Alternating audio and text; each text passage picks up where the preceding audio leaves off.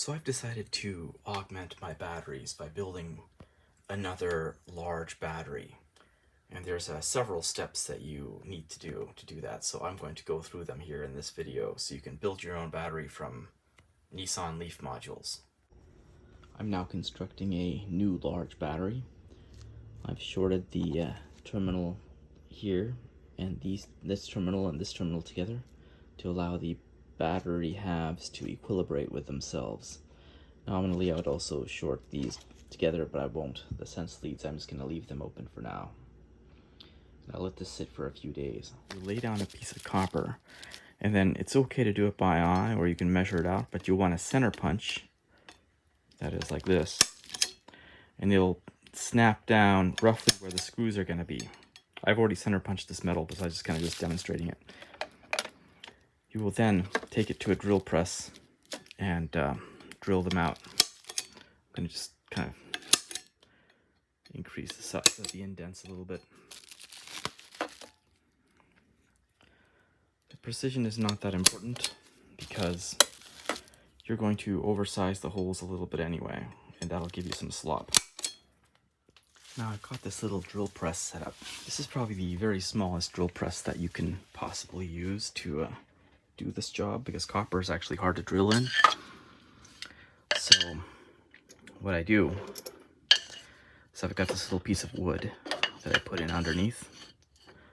Then I will put this copper, which I have center punched already, on it, and I will align it, and I will then tighten it. This drill is too big to make it through, so I have to use a smaller one first. So I'm now going to drill the copper. Note, make sure you're wearing your safety glasses. Copper is a lot harder to work with than it looks like. Here I've just got some 5W30 oil on a brush, so make sure you brush your drill.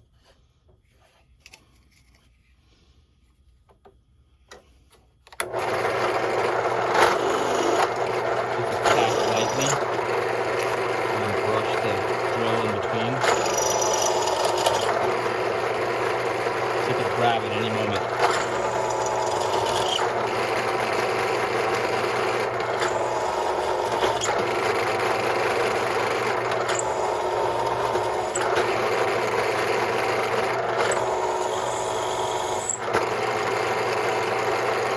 And there you go.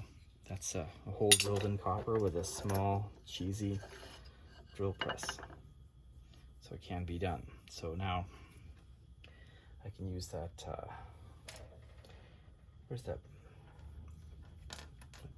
tool? You just spin it by hand like this to deburr.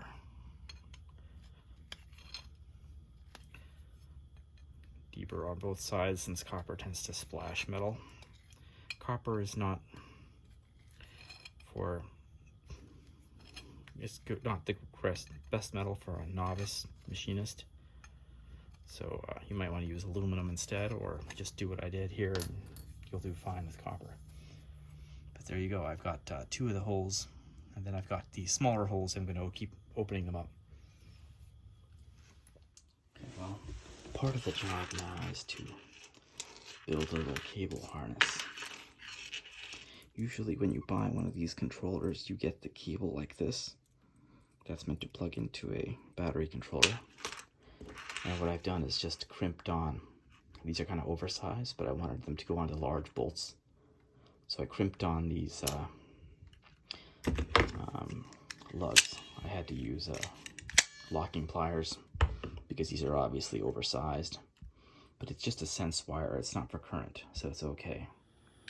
So now I'm going to let this battery sit here for a couple days to let it equilibrate. And then I'm going to install these rods in the next video and also measure the voltages and check it out.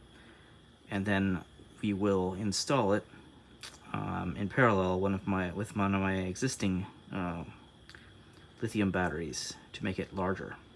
And that's it. Oh, this video is kind of 5 minutes long now, so I will kind of split it up into the next section.